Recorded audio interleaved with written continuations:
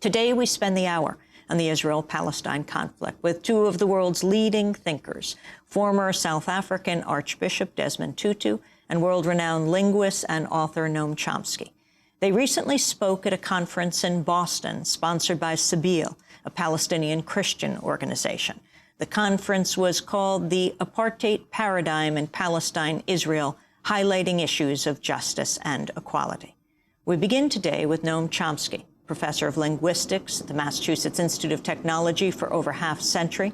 Chomsky is the author of dozens of books on U.S. foreign policy. His most recent is called Failed States: The Abuse of Power and the Assault on Democracy. Noam Chomsky spoke before a packed audience at Boston's historic Old South Church.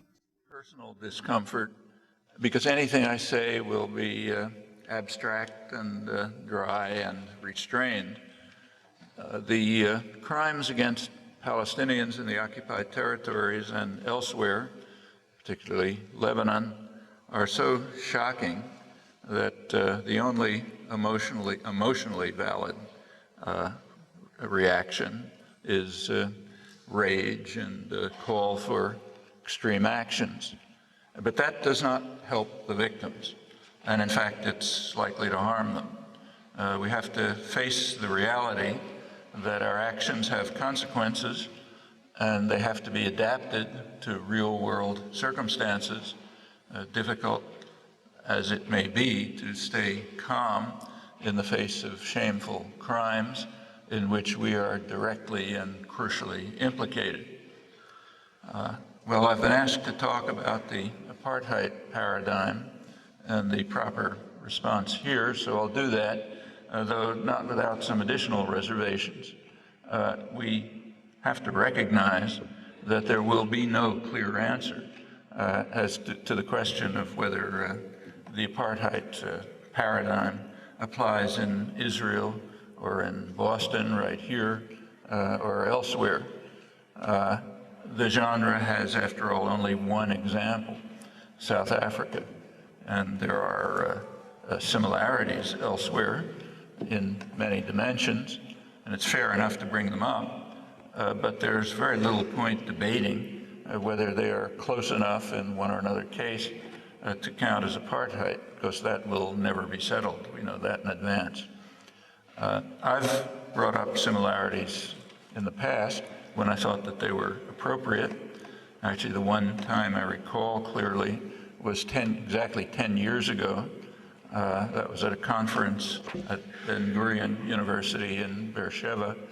It was on the anniversary of the 30th year of the military occupation. And in the talk there, I quoted from a standard history of South Africa on elections in the Bantustans, which I'll read and just change a few words and you'll know what it's about. South African retention of effective power through its officials in the Bantustans, its overwhelming economic influence and security arrangements gave to this initiative of elections elements of a farce. However, unlikely candidates as were the Bantustans for any meaningful independent existence, their expanding bureaucracies provided jobs for new strata of educated Africans tied to the system in a new way, and a basis for accumulation for a small number of Africans with access to loans and political influence. Repression, too, could be indigenized through developing homeland policy and army personnel. On the fringe of the Bantustans, border industry growth centers were planned as a means of freeing capital from some of the restraints imposed on industrial expansion elsewhere, and to take advantage of virtually captive and particularly cheap labor. Within the homelands, economic development was more a matter of advertising brochures than actual practical activity, though some officials in South Africa understood the needs from their own perspective for some kind of revitalization of the homelands to prevent their economies from collapsing even further. Well, I won't waste time expressing the similarities to the occupied territories, but you can do that quite easily. 10 years ago, That was the optimistic prospect for the occupied territories. By now, even that's remote, and reality is far more grim than it was then. There's no time, and I presume no need, to review the harrowing details. We're now approaching George Bush's historic Annapolis conference, as it's called, on Israel-Palestine, so we can anticipate a flood of deceit and distortions to set the proper framework. And we should be prepared. We should be prepared to counter the propaganda assault, which has already begun. Just to pick a couple of examples, Bostonians could read in the Boston Globe a few days ago that at the Taba conference in January 2001, now quoting, Israeli Prime Minister Ehud Barak accepted ideas floated by President Bill Clinton that would have produced a Palestinian state in 97% of the West Bank and 100% of Gaza, but these forthcoming gestures failed. The evil Palestinians refused Israel's generous offers, keeping to their time-honored insistence on seizing defeat from the jaws of victory and proving that they're not partners for negotiation.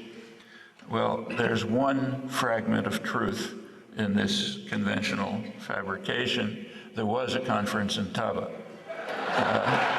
And in fact, it did come close to a possible settlement, but the rest is pure invention. In particular, the conference was terminated abruptly by Prime Minister Barak. The truth is completely unacceptable, so the facts are either suppressed, as they generally are, or, as in this case, just inverted. And we can expect a good deal more of it.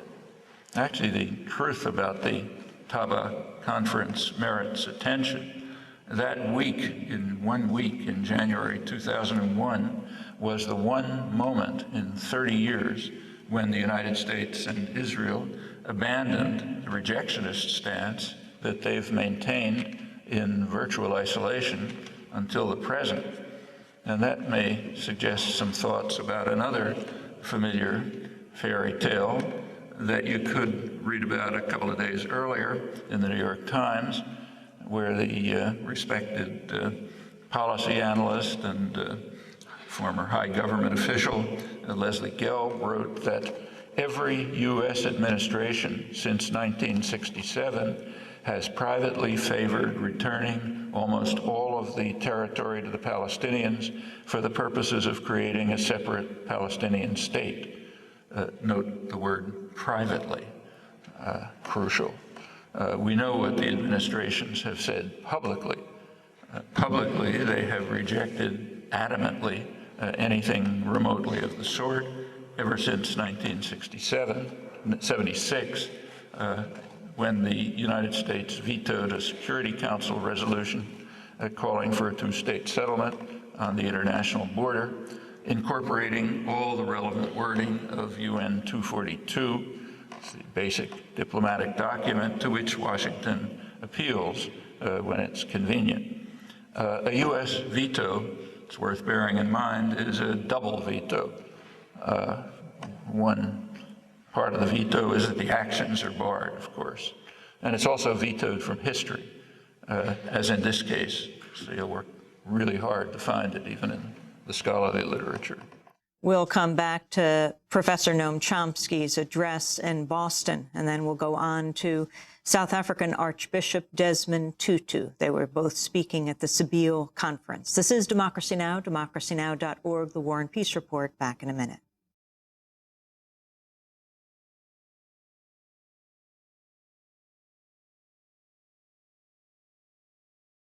Jimi Hendrix playing at Woodstock in 1969. He would have been 65 years old today.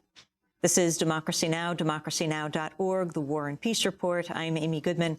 As we return to MIT professor and author Noam Chomsky speaking recently in Boston at the Old South Church at a conference called The Apartheid Paradigm in Palestine-Israel. Sometimes the public rejection of a separate Palestinian state is more articulate and considerably more extreme.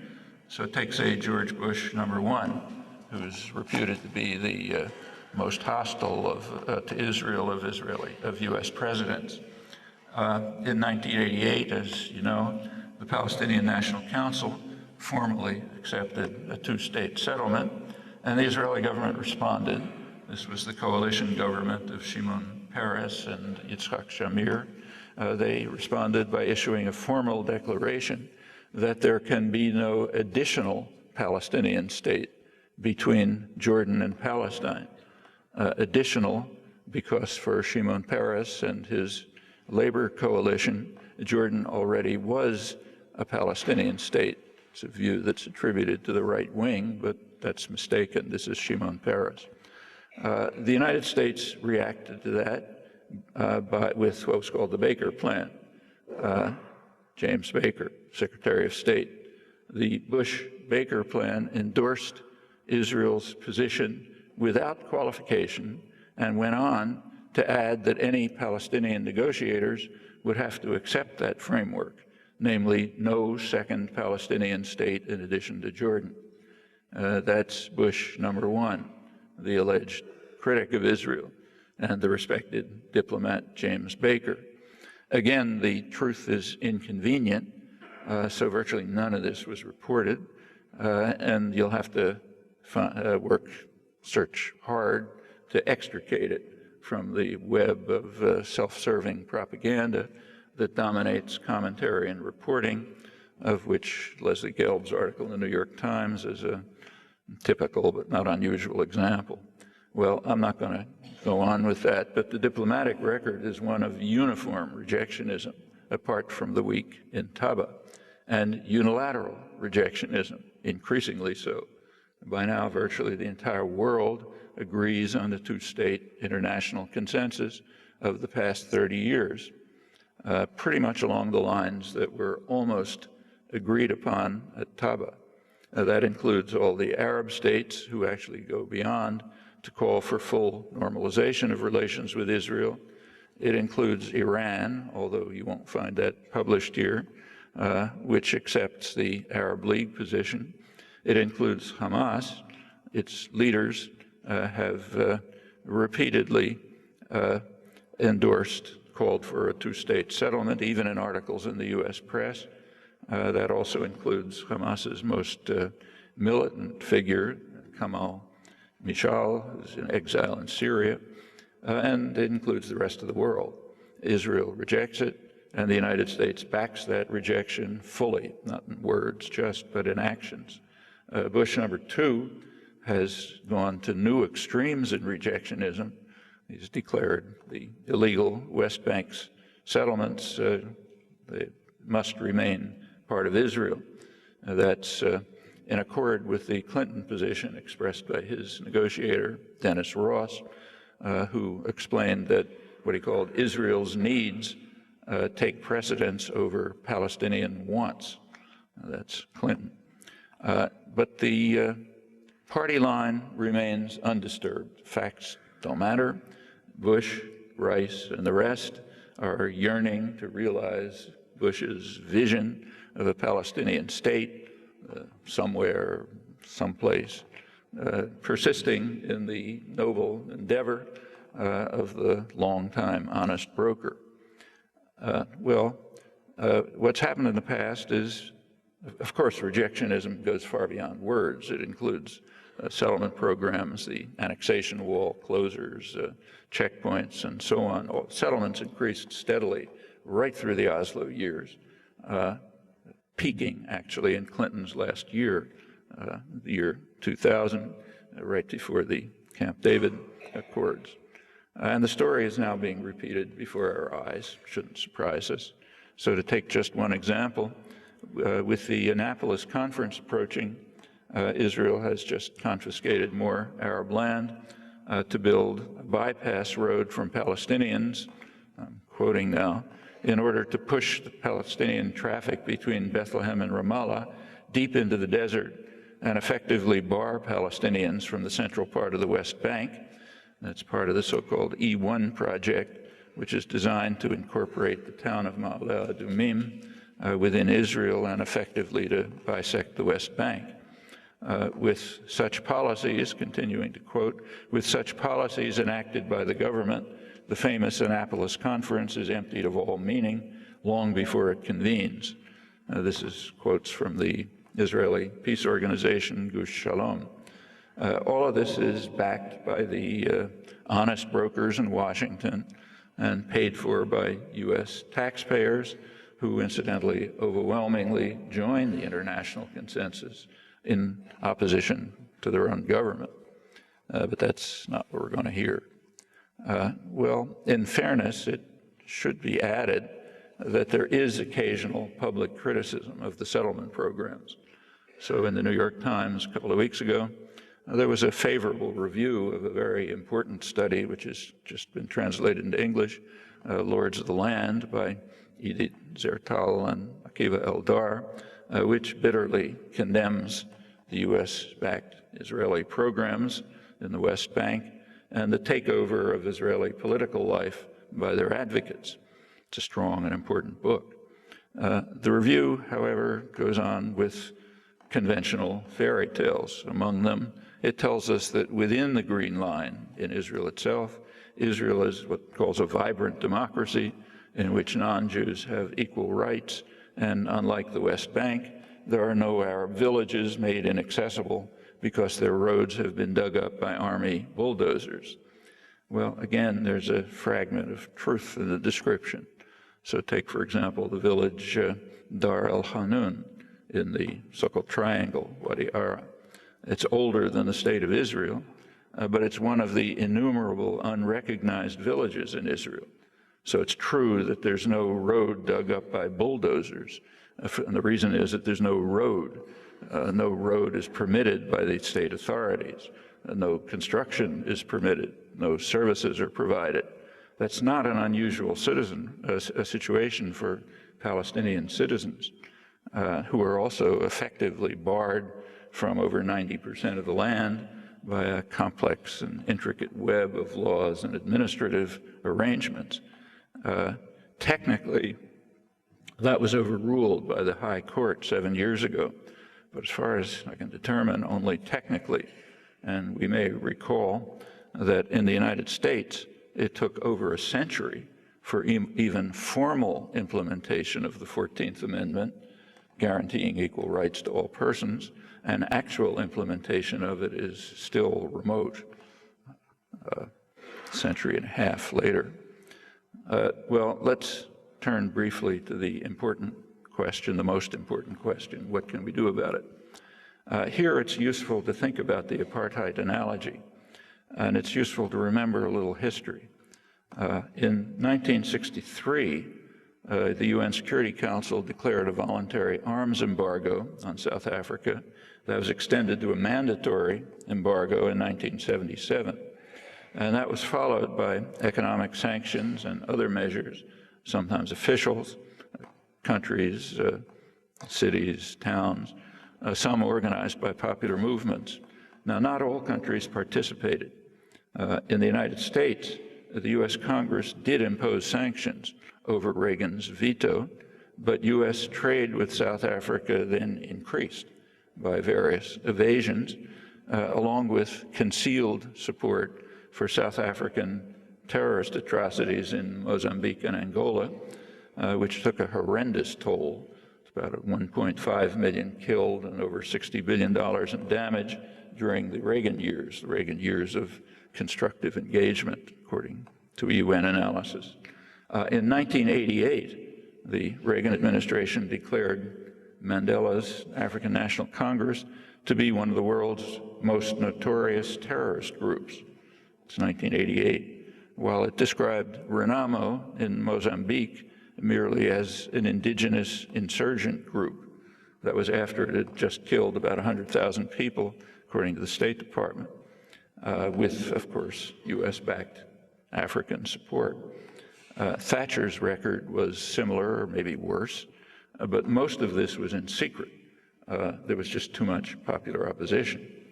And the popular opposition made a difference. There was a very significant anti-apartheid movement decades after the global decision at the Security Council to bring apartheid to an end.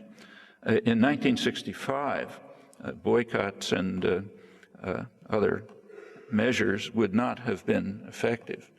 20 years later, they were effective, but that was after the groundwork had been laid by activist, educational, and organizing efforts, including within the powerful states, which is what matters in an ugly world. Well, in the case of Israel-Palestine, the groundwork has not been laid. The quotes that I just gave are perfectly representative examples. You can fill them out in books.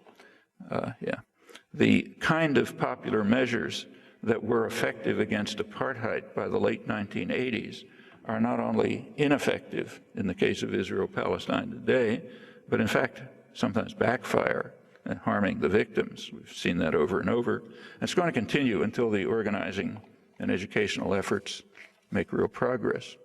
It's not just the United States. The European Union is hardly different. So, for example, the European Union does not bar arms deliveries to Israel. It joined the United States in vicious punishment of Palestinians because they committed the grave crime of voting the wrong way in a free election. And there was very little internal protest in Europe. Populations support the international consensus, but they don't react when their governments undermine any hope for its realization. Well, in the coming weeks and the longer term, there's plenty of educational and organizational activity that will have to be carried out among an American population that happens to be largely receptive, though deluged with propaganda and deceit. And it's not going to be easy. It's never been easy, but much harder tasks have been accomplished with dedicated and persistent effort. MIT professor Noam Chomsky speaking recently in Boston at a conference called The Apartheid Paradigm in Palestine-Israel, sponsored by the Palestinian Christian organization Sabeel.